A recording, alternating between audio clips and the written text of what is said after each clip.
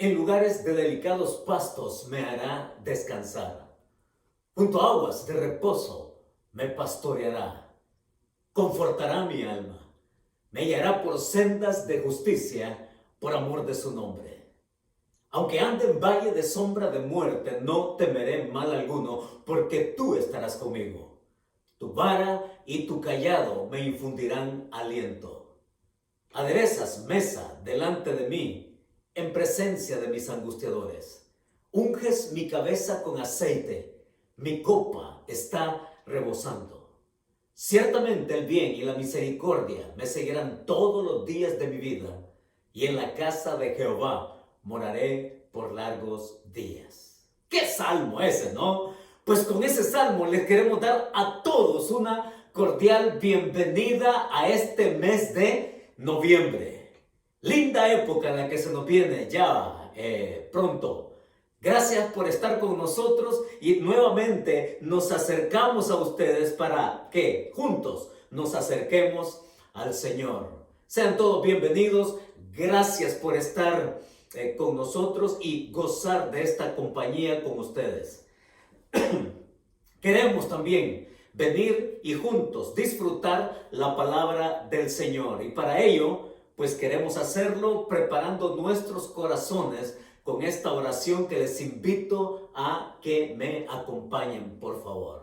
Y decimos juntos: Señor, en este momento dispongo mi corazón y mi voluntad para ser oidor y cumplidor de tu palabra en obediencia. Guíame con tu Espíritu Santo para ser transformado a la imagen de tu Hijo. Que así sea.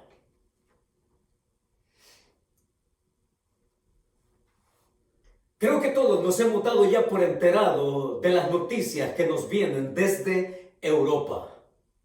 Esas noticias donde ahora mismo Europa está surfeando la segunda ola del COVID-19.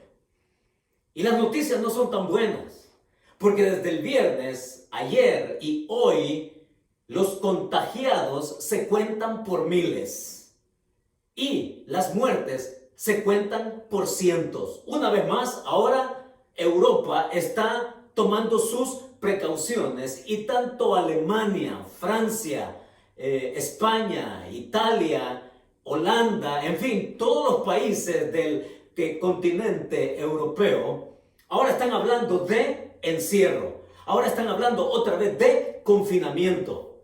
Están hablando ahora de toque de queda. Y lo interesante es la reacción de la gente ahora con estas medidas que ya pues para todos nos son familiares.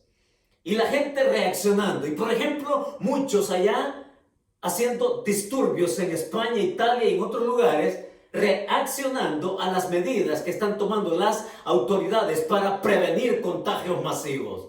¿Ya? Y es interesante, pero estando en contacto con un artículo escrito por una periodista italiana, y usted puede seguirlo si quiere por el nombre. Esta periodista llamada Mattia Ferraresi escribió un artículo que me atrajo la atención porque en este artículo ella dice algo que ningún otro ha dicho con respecto a la pandemia, con respecto a los contagios, con respecto a cómo se está manejando. Pues esta periodista, Mattia Ferraresi, ella dice que el fracaso fundamental, óigalo, el fracaso fundamental en Italia no fue la falta de pruebas para detectar el virus o la lentitud de la acción tomada por el gobierno. Ella dice en su artículo que el fracaso fundamental ha sido un fracaso social y colectivo. La gente, dice ella, simplemente no tomó el coronavirus lo suficientemente en serio como para adaptar seriamente sus hábitos. Un argumento realmente valiente. Porque ella dice, sería mucho más fácil criticar al gobierno por errores de acción o inacción, en lugar de arriesgarse a ser acusado de culpar a las víctimas. Pero lo que esta periodista dice en su artículo, lo que Ferraresi vio y no pudo reprimir, fue esto.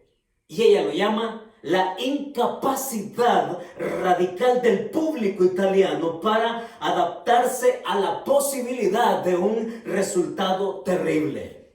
Un resultado desestimado por todos hasta que realmente vino a ser demasiado tarde. Creo que es una confesión muy valiente. Porque ella continúa diciendo en el artículo, oiga lo que dice ella, dice ella, yo y muchos otros italianos simplemente no vimos la necesidad de cambiar nuestras rutinas por una amenaza que solamente subestimamos. Ahora, lo que más me atrajo la atención del artículo es lo que ella dice a continuación. Y ella dice, a pesar de que había tenido mucha información sobre el virus, dijo que carecía de lo que se podría llamar conocimiento moral. Sabía del virus, pero el problema ni los resultados afectaban a sus decisiones a tomar una acción distinta.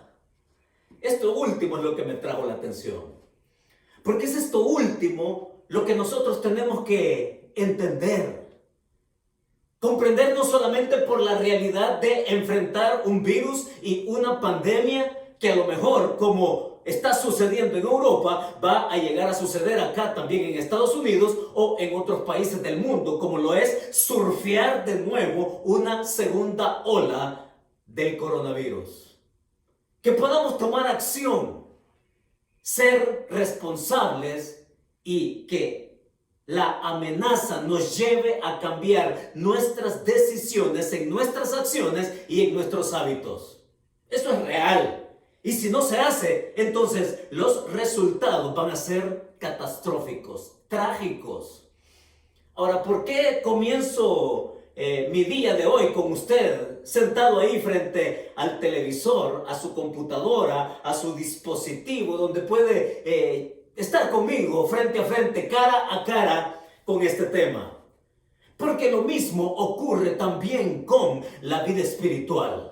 Porque lo mismo ocurre también con esto que en 6 letras se llama pecado. Lo mismo ocurre porque tendemos a subestimar el pecado. Tendemos incluso a negarlo. Tendemos a subestimarlo y a no tomar acción al respecto. Es así como ha sido la historia desde siempre. El ser humano ha subestimado, ha desestimado el pecado.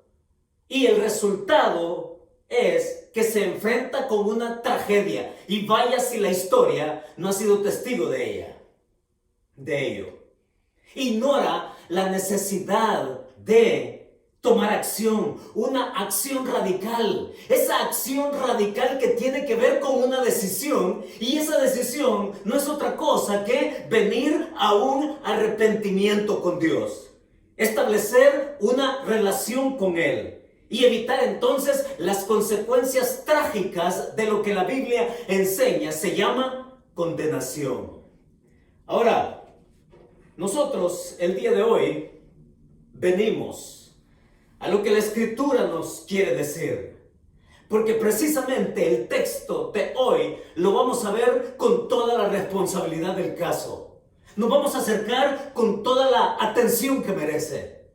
Y que esto también nos haga reaccionar de una manera mental, pero también de una manera espiritual, que nos lleve a cambiar actitudes con respecto a nosotros mismos, con respecto a nuestra propia realidad, con respecto a lo que tantas veces quizás muchos han tratado de desestimar o ignorar, pero que eso no quita la amenaza que se cierne, la amenaza que se ve venir, la tragedia que está por delante, como para seguirlo ignorando.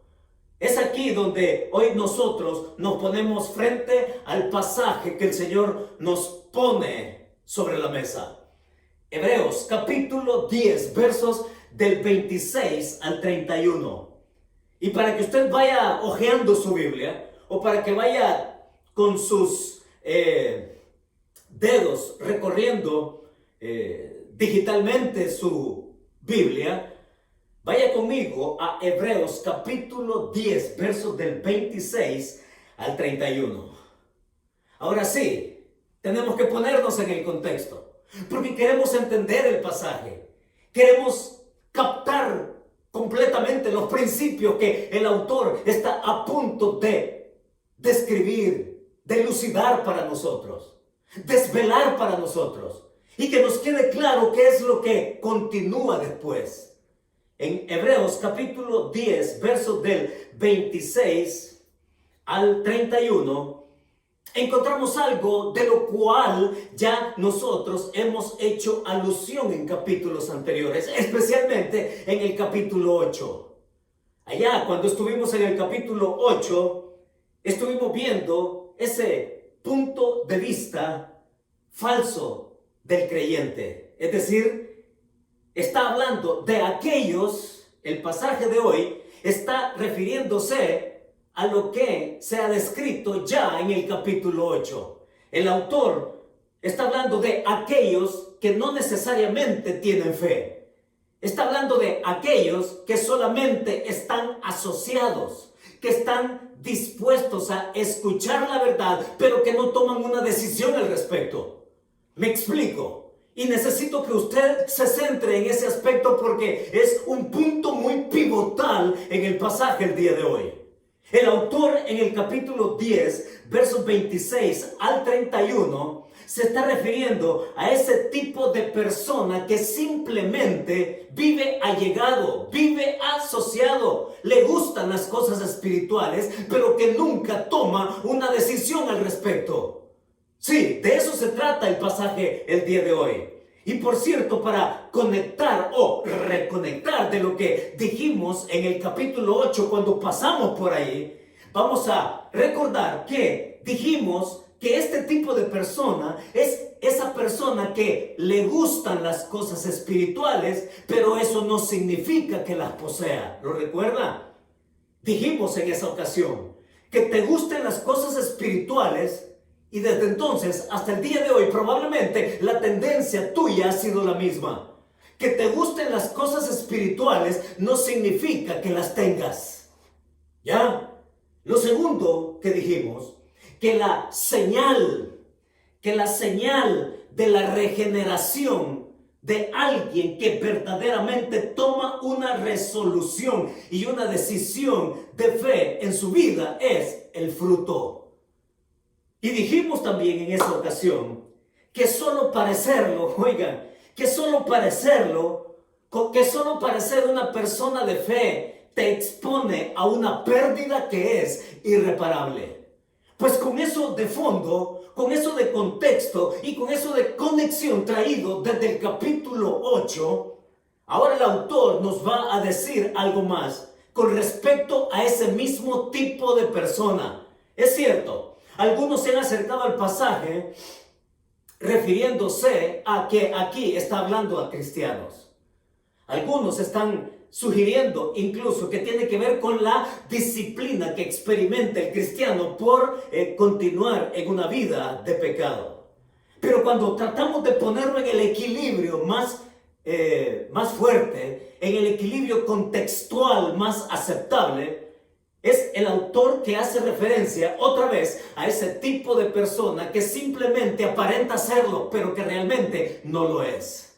Así que con ese marco de referencia, ahora nosotros venimos a este pasaje y lo que el escritor intenta decirnos, y con nuestra serie abierta de par en par para nosotros, ¿a quién acudes? Recuerda usted, es nuestra serie, ¿a quién acudes? Y el título que yo le di al pasaje el día de hoy es La peor tragedia. ¿A quién acudes cuando enfrentas la peor tragedia? Y hemos oído de tragedias recientemente. Hemos oído de tragedias muy tristes, lamentables. Pero aquí el autor nos va a hablar de una tragedia en particular. De una tragedia que trasciende no solamente a nuestra realidad actual. Es una tragedia que también se ve venir, que amenaza y que no solamente va a durar un tiempo, es una tragedia que puede durar la eternidad. Y es a eso a lo que nos va a llevar el pasaje, porque Él nos va a decir que rechazar a Cristo como Salvador es encontrarte con Él como juez. Es eso lo que el pasaje nos va a proponer el día de hoy a todos. De nuevo se lo recuerdo porque vamos a estar haciendo alusión a Él constantemente a lo largo de los próximos minutos. Rechazar a Cristo como Salvador nos hace encontrarnos con Él como juez, si es que no hemos resuelto el asunto. Vaya conmigo entonces ahora sí al pasaje de Hebreos 10, 26 y 27 y descubramos el primer principio que el autor nos ofrece. Versículo 26 dice así: porque si pecaremos voluntariamente, después de haber recibido el conocimiento de la verdad, ya no queda más sacrificio por los pecados, sino una horrenda expectación de juicio y de hervor de fuego que ha de devorar a los adversarios. ¿Qué es lo primero que el autor nos invita a que caminemos en el pasaje bíblico? ¿Qué es el principio que él quiere descubrirnos? ¿Qué es lo que él quiere que tengamos claro? Y el principio que de pronto él nos expone es que el rechazo intencional a la verdad resulta, va a decir él, en juicio. El rechazo intencional a la verdad resulta en juicio, y lo está mencionando de esta manera. Así que vamos a ver cómo aquí dice el autor: si pecaremos, ¿a qué clase de pecado se trata acá? No se trata del pecado que comete la persona después de ser salvo. No se trata del pecado, porque ser salvo no significa que no pequemos. Hay que aclararlo también. Ser salvo no significa que ya no volvamos impecables. No, ¿quién no ha pecado después de ser salvo? Todos hemos pecado. Y si esto es así, entonces también la Biblia, el mismo Señor Jesucristo y los otros autores nos enseñan que la persona que peca, dice el pasaje de 1 de Juan 1:9, si confesamos nuestros pecados, Él es fiel y justo para perdonarnos y limpiarnos de toda maldad. Pero no se trata del pecado que una vez salvo cometemos y que podemos ser restaurados a través de la confesión, dada la promesa y la palabra que nos es dada para establecer de nuevo la armonía entre Dios y nosotros a través de Cristo. ¿A qué clase de pecado se refiere? Si pecaremos voluntariamente, tiene que ver con la persona que rechaza la verdad. Tiene que ver con esa persona que es expuesta a la verdad, que oye la verdad, que la escucha y que incluso puede estar de acuerdo con ella, pero que no toma una decisión al respecto. Es esa persona que se mantiene en solamente ser un asociado, ser un simpatizante, ser una persona que gusta de la compañía de creyentes verdaderos. Persona que incluso es tan fanática, por decirlo así, de llegar a una iglesia, gustar del tiempo que los cristianos disfrutan también al celebrar un culto, de estar ahí en adoración ellos al Señor, y que les complace estar cerca de ese ambiente espiritual, que escuchan la palabra, que pueden estar de acuerdo con lo que se dice ahí al frente, pero que nunca toman una decisión definitiva al respecto, con respecto a su propia vida, con respecto a su pecado, con respecto a esa situación que los mantiene desvinculados de la relación con Dios a través de Cristo Jesús. Es aquí donde nosotros podemos entender que esa persona se mantiene intencionalmente lejos. Sí, es una persona que a sabiendas que tiene que resolver su problema de pecado, se abstiene de hacerlo y se mantiene solamente cercano a los que verdaderamente experimentan una vida espiritual. Miren, esto es muy parecido y déjenme ilustrárselo de esta manera para que comprendamos la amplitud de esto y que nos quede aún más claro. Pero cuando nosotros venimos allá al pasaje de Mateo capítulo 16, es interesante. Ahí en Mateo capítulo 16, versículos del 1 al 4, es Jesús que es confrontado por los fariseos y los saduceos. Y el pasaje allá dice, tanto Lucas como Marcos y Mateo, por supuesto, dicen que llegaron para tentarle y lo quieren probar. Y entonces le dicen, muéstranos señal del cielo. Sí, ellos quieren ver señal del cielo. Como quien dice, nosotros hasta este momento no creemos las señales que tú has hecho. Y queremos ver señal de ti. Y piensan que Cristo es una marioneta con alambres que ellos pueden manejar. Y el Señor le responde, y es interesante la respuesta. Porque el Señor, allá en Mateo capítulo 16, les va a decir que la señal del cielo, ¿verdad?, que ellos piden y que ellos esperan, les dice acerca de las señales de los tiempos. Y les responde con lo que ellos desean conocer. Ustedes, les dicen, cuando ven las nubes, dicen, oh, va a llover. Y que de pronto en la mañana dicen, va a llover. Y que pueden darse cuenta, como cualquiera de nosotros, cuando estamos, sí, en nuestra casa y oímos un trueno y vemos las nubes oscuras y negras y decimos, no salgo porque va a llover. O va a llover y me apuro para irme para mi casa, ¿no es cierto? El Señor les pone un ejemplo como maestro tan familiar, tan cotidiano, y les dice que señales de los tiempos. Y les dice ahí, generación adúltera, perversa, incrédula. La única señal que yo les puedo decir, y lo dice y se va, el Señor lo dice y se va, les dice, pues la señal que ustedes van a tener es la señal del profeta Jonás. ¿Cuál era la señal del profeta Jonás? Es interesante, pero nos detenemos en este pasaje de Mateo 16, porque es la segunda vez que Jesús hace alusión a la señal del profeta Jonás. Ya lo ha dicho una primera vez allá en el capítulo 13 de Mateo, que la señal que ellos van a tener es la señal del profeta Jonás. Pero la señal tiene que ver en dos cosas. Lo señalado en Mateo capítulo 13 tiene que ver que así como Jonás estuvo en el vientre del pez durante 3 días, así el Hijo del Hombre va a estar en las entrañas de la tierra, haciendo alusión al gran milagro de la resurrección cuando Él se levante. Y esa va a ser la gran señal. Yo no tengo por qué darle señal a ustedes como que si yo fuera su marioneta, en otras palabras. Jesús les está diciendo que si quieren ver una señal, espérense hasta el 3er día, una vez Él haya muerto y haya sido sepultado. Entonces dice, como Jonás estuvo en el vientre del pez, allá se está refiriendo a su resurrección. Pero decía que la señal de Jonás tiene que ver en 2 aspectos. El segundo aspecto es a ese que estamos haciendo referencia en Mateo capítulo 16.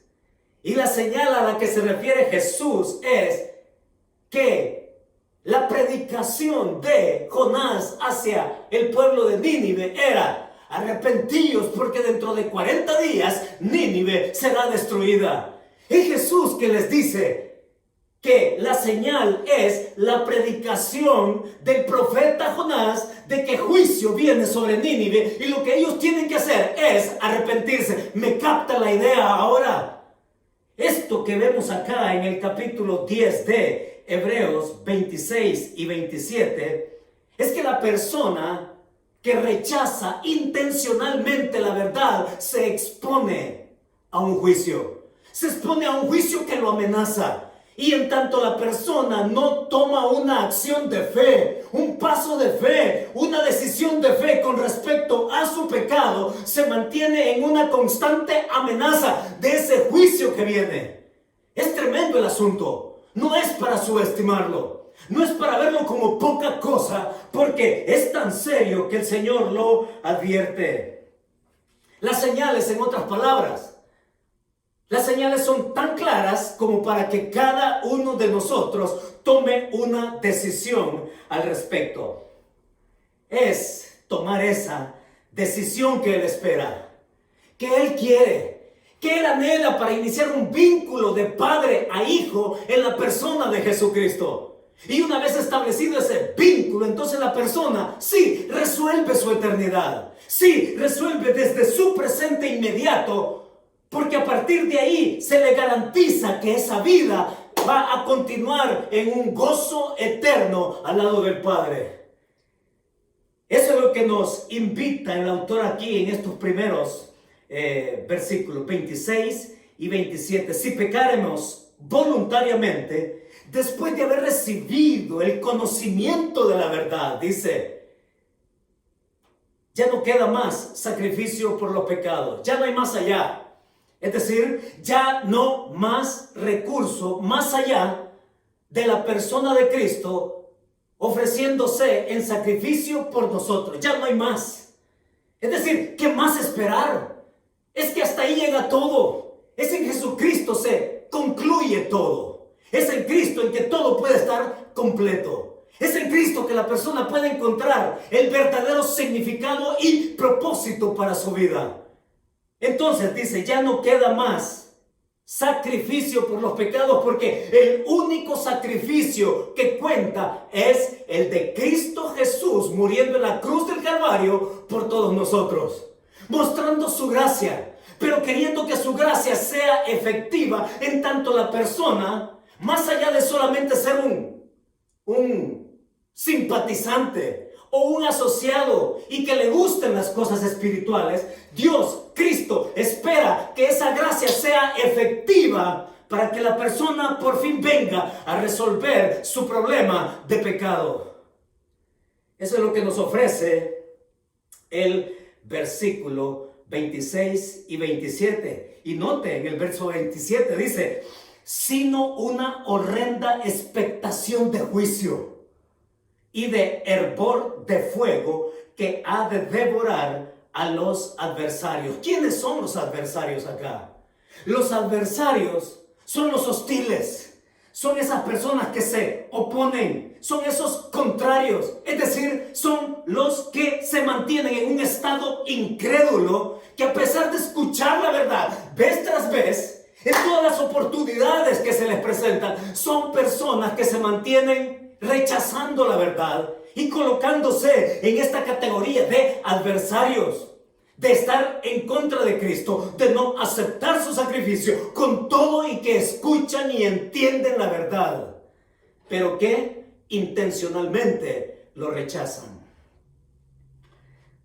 Sí, el primer principio que nota el autor acá es que ese rechazo intencional a la verdad resulta en juicio. Se vive en una constante amenaza. Y después de decirlo así, pasa a lo segundo. Lo segundo está en el versículo 28 y 29. Siga conmigo, por favor, la lectura. Dice allí, verso 28. El que viola la ley de Moisés por el testimonio de 2 o de 3 testigos, muere irremisiblemente. 29. ¿Cuánto mayor castigo pensáis que merecerá el que pisoteare al Hijo de Dios y tuviere por inmunda la sangre del pacto en la cual fue santificado e hiciere afrenta al Espíritu de gracia? Quedémonos ahí. Ya hemos identificado que el que rechaza intencionalmente la verdad resulta en juicio, en esa amenaza que viene, en esa tragedia que se ve venir. Y ahora pasa a decir el autor el segundo principio. que el castigo no solamente se rechaza intencionalmente la verdad. Está diciendo ahora que el castigo o por el rechazo de la verdad es mayor por el carácter del Salvador. Sí, el castigo es mayor por el carácter de aquel que es el Salvador, ese que se entrega voluntariamente.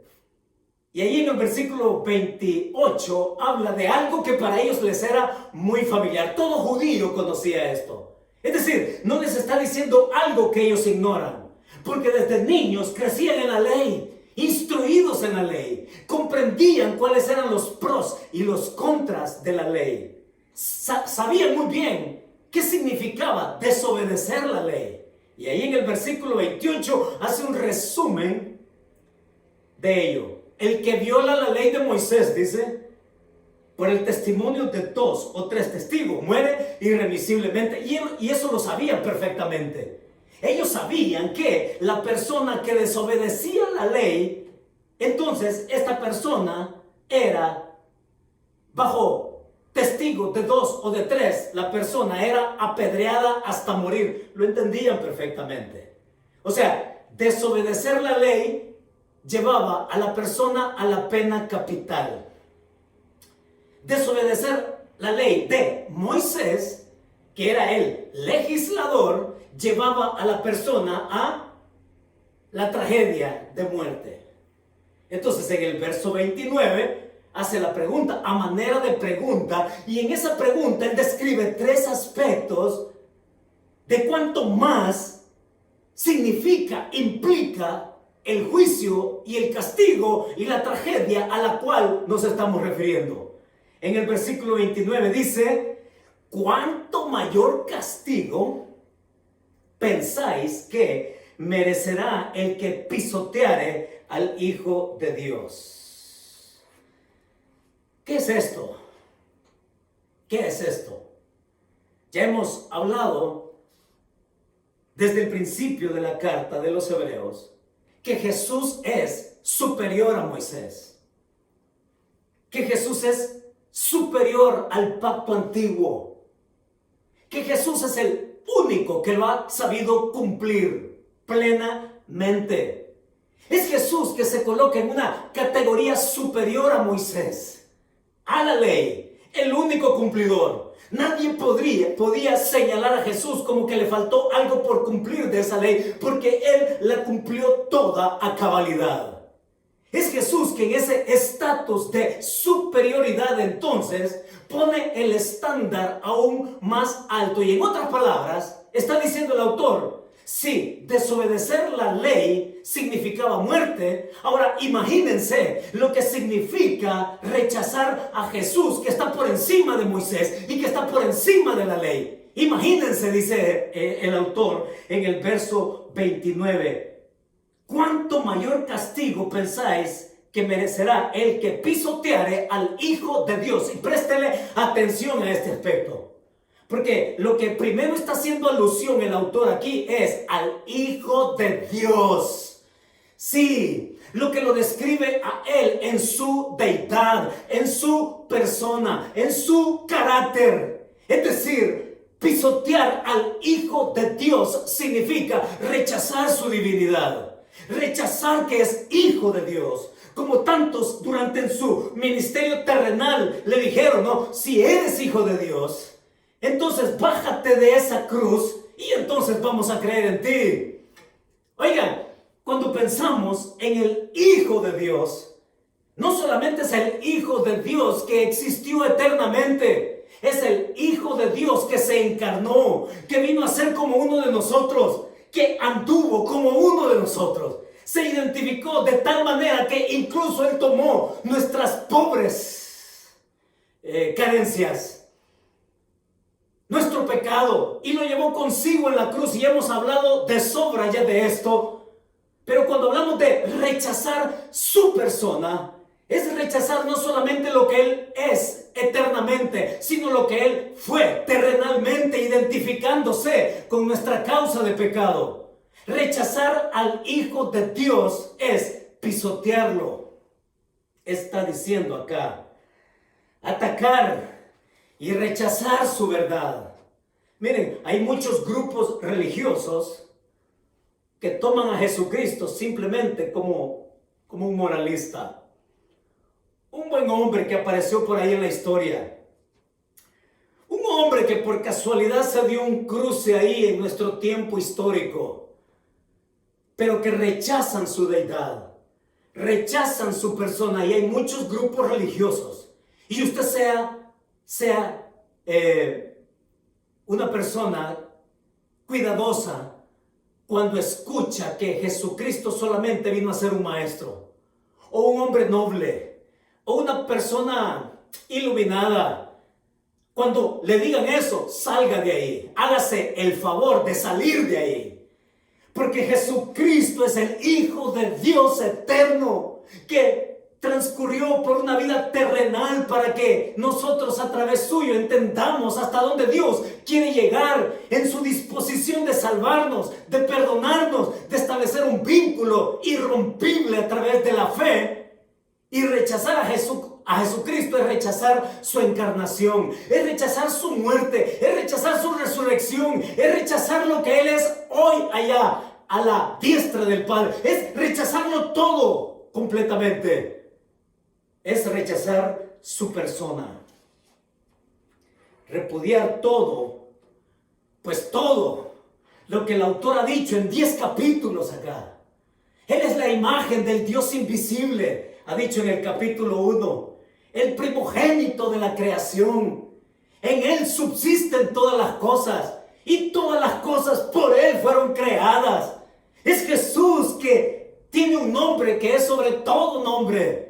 Es Jesús el que es sumo sacerdote. Es Jesús que está victorioso a la diestra del Padre. Y cuando pensamos en pisotear al Hijo de Dios, rechazando su persona, es rechazar todo eso. Pero hay una segunda cosa que el autor dice en el verso 29. Y dice ahí en el verso 29, y tuviere por inmunda la sangre del pacto. Y que tuviere por inmunda la sangre del pacto. No solamente se trata de rechazar su persona. Ahora el autor está dando una segunda acusación. Que esa persona que lo rechaza intencionalmente, que se mantiene solamente como un asociado, como un simpatizante, es una persona que rechaza su persona y que rechaza su obra redentora, porque dice ahí, y que tuviere por inmunda la sangre del pacto, es decir, de su muerte. No solamente rechaza su persona, sino también rechaza su obra. Y aquí él está acusándolos a ellos de rechazar entonces a aquel que se convierte en mi sustituto por mi pecado, en esa cruz, muriendo por mí. Es rechazar también su obra. Eso es lo segundo. Y lo tercero que va a decir ahí, en el verso 29, dice, e hiciere afrenta al Espíritu de gracia. ¿Qué es esto del Espíritu de gracia? Es rechazar al Espíritu Santo, que es el que obra la gracia de Cristo en nuestra vida, porque es el Espíritu Santo el que nos convence de pecado, de justicia y de ese juicio que estamos hablando, que se cierne como una ola amenazante que podría resultar en una tragedia si es que no se resuelve. Es rechazar al Espíritu Santo, que es el que imparte nueva vida y que nos trae y que nos hace asimilar su gracia de manera experimental, espiritual. El Espíritu Santo que es persona y que nos atrae a disfrutar de esa gracia. Esto se parece a lo que también allá en uno de los tantos pasajes o experiencias del Señor Jesucristo se nos menciona en los evangelios, que sus enemigos le decían, por poder de Belcebú hace estas señales. Y es Jesús el que responde también, que nadie puede pelear contra sí mismo. Y el atribuirle a él, por Belcebú, sus señales, es rechazar el espíritu de poder con que él actuaba y hacía las cosas. Es el Espíritu Santo el que realiza la obra milagrosa en Cristo, llevándole hacia el cumplimiento de su misión salvadora. Ahora, en estos versículos dice: afrenta al Espíritu Santo, reconociéndolo como persona. No es una cosa, no es una influencia externa, indeterminada. Es una persona que se ofende, es una persona que se atenta.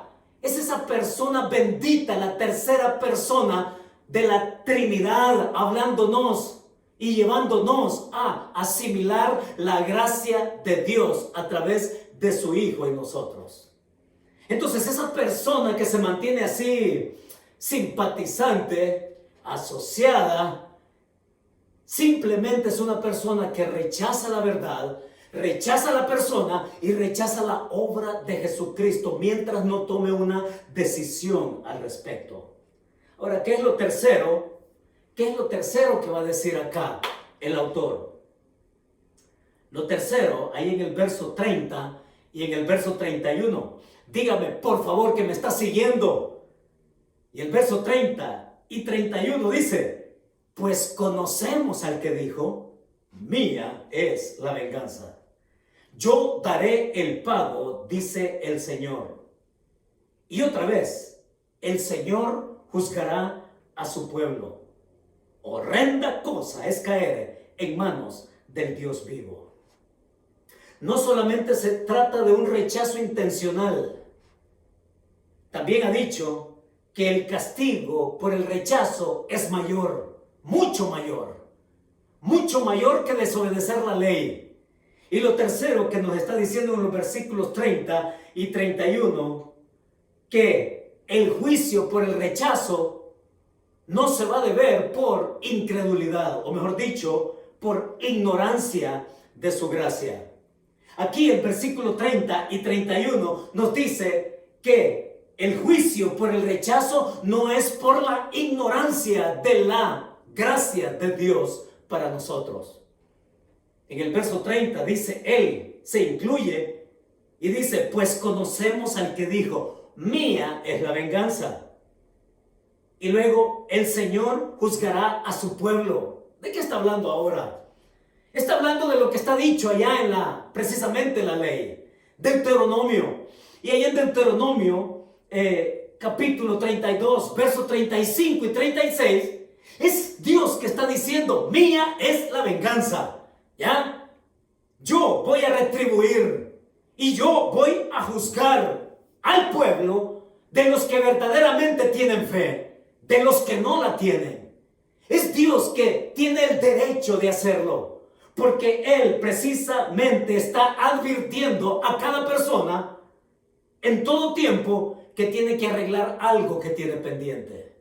Esta persona tiene que venir y esta persona tiene que enfrentarse a ese juicio y tiene que establecer qué es y cómo responde ante Dios. Porque no hay segundas oportunidades. Dios está diciendo ahí: mía es la venganza. Yo voy a retribuir. Yo voy a juzgar. Y toda persona no se va a poder justificar de otra manera que no sea responder a su gracia en la persona de Jesucristo, entregando su vida y dando un paso de fe y tomando una acción espiritual que lo lleve entonces a reconocer a Dios como Señor y como Salvador. Dios toma venganza. Y la segunda llamada ahí: el Señor juzgará a su pueblo, que Él va entonces a tomar y a hacer aquello que muchos hoy desestiman. Déjenme darles un ejemplo. Esta semana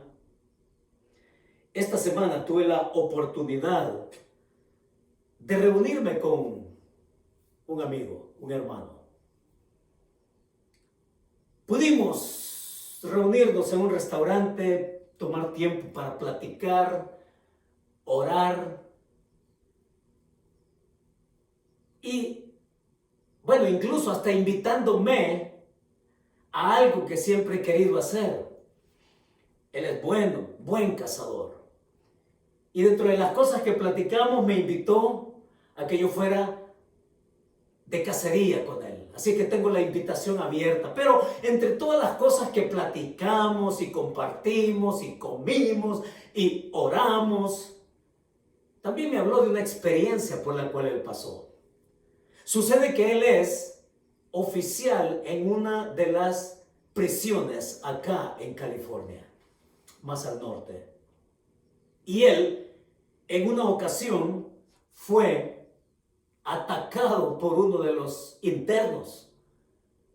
De pronto, sorpresivamente, él fue atacado por uno de los reclusos.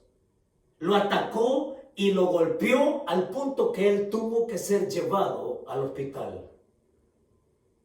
Y ustedes se preguntarán, ¿y qué pasó con el recluso? Y lo que pasó con el recluso, lo que resultó de ese crimen o de ese delito de parte suya fue que este recluso le dieron 6 años más de prisión. Y cuando platicábamos, precisamente esa fue la pregunta. Y me responde, bueno, le dieron 6 años más de prisión por el ataque que él hizo a este oficial ahí. Pero me decía también, pero le daba igual. ¿Por qué? Porque este hombre ya de por vida está en prisión. Tiene sentencia de cadena perpetua en la prisión. Así es que agregarle 6 años más de prisión, a él le da lo mismo. ¿Ya? Bien podría cometer otros delitos dentro de la prisión y le pueden sumar más años de cárcel, pero a él le da igual. Le da igual porque ya tiene cadena perpetua, está en la cárcel de por vida. Y se pregunta usted, ¿por qué tengo que mencionar esto? ¿Por qué traigo a colación este asunto? Porque cuando hablamos de la gracia y cuando hablamos de la misericordia de Dios para cada uno de nosotros, es porque Él nos la muestra precisamente para nuestra restauración, no para nuestro castigo. Téngalo claro, por favor. Téngalo claro en su mente y que baje hasta su corazón, porque la muestra de la gracia de Dios y la muestra de su misericordia no es para destruirnos, es para restaurarnos, es para salvarnos, es para darnos el perdón que todos queremos, la oportunidad definitiva que toda persona anda buscando. Pero en tanto nosotros no tomamos una decisión por Jesucristo, no solamente enfrentamos la amenaza de una tragedia, sino también sumamos a algo que en definitiva puede llevar a la persona a una condena perpetua, la eternidad. ¿Se da cuenta? Estamos hablando de algo peor que la pandemia. Estamos hablando de algo peor que un tsunami. Estamos hablando de algo peor que un terremoto. Estamos hablando de algo peor que un deslave. Estamos hablando de una amenaza y de un resultado que puede terminar en tragedia eterna, que puede terminar en condenación. De ahí que el rechazo intencional a la verdad puede llevarte a juicio. De ahí que el castigo por el rechazo de la verdad, por quién es Jesucristo y por lo que Él hizo en la cruz del Calvario, si tú no tomas una decisión y un paso de fe, entonces lo que te espera es un terrible hervor de fuego. Se llama infierno. Y lo tercero que el escritor nos ha dicho para que tengamos en cuenta es que el juicio por el rechazo no va a ser por ignorancia. Es decir, tú no vas a poder pararte frente a Dios y le vas a decir, yo no sabía, porque te ha dado muestra de su gracia y de su misericordia constantemente, y aún más cuando tú simplemente te has quedado como un simpatizante. gustando de lo que verdaderamente otros gustan, pero que no te lo has apropiado. Y Dios quiere que tú vengas a ser su hijo a través del sacrificio del Cordero que quita el pecado del mundo, del Cordero que se te ofrece en gracia y en misericordia para restaurarte y perdonarte y no para condenarte. De eso se trata. No, Cristo no vino para darte una sentencia de muerte eterna. Él vino para darte vida y para darte en abundancia, dice la Escritura. Venid a mí todos los que estáis trabajados y cargados, que yo os haré descansar. Esa es la gran oferta de Jesús. Y la pregunta es, ¿por qué no la recibes? ¿Por qué no la tomas? ¿Por qué no la aceptas? En lugar de quedarte solamente como simpatizante. Él quiere que pases de ser un simpatizante a ser llamado hijo de Dios por la fe en Jesucristo. Y la gran verdad entonces que el pasaje nos deja es esta: rechazar a Cristo, como lo dijimos al principio, rechazar a Cristo como Salvador es encontrarte con Él como juez. No postergues más tu decisión,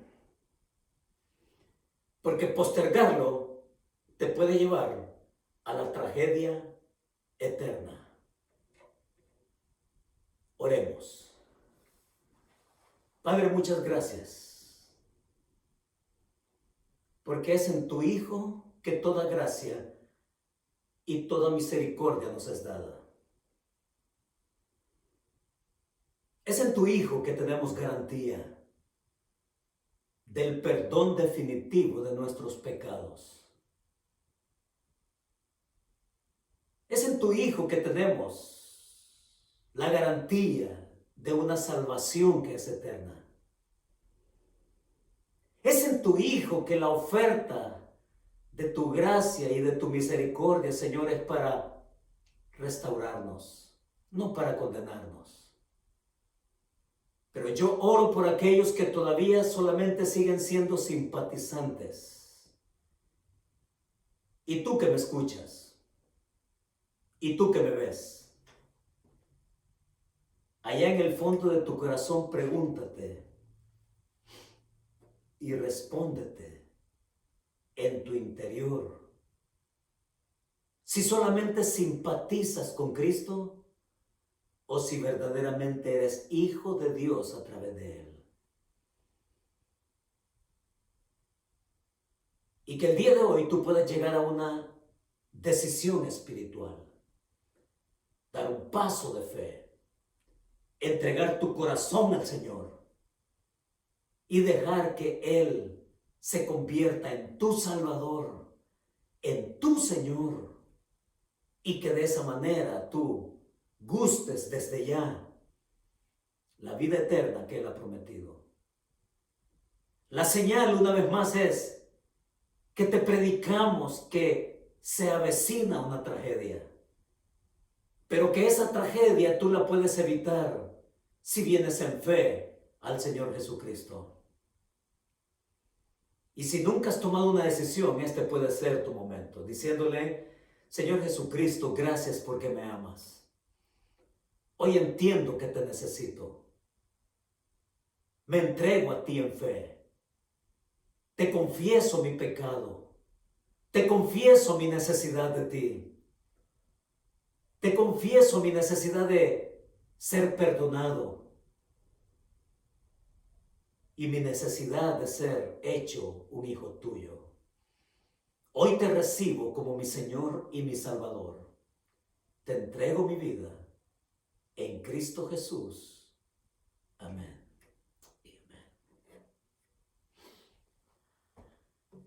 Mis hermanos, que Dios les bendiga.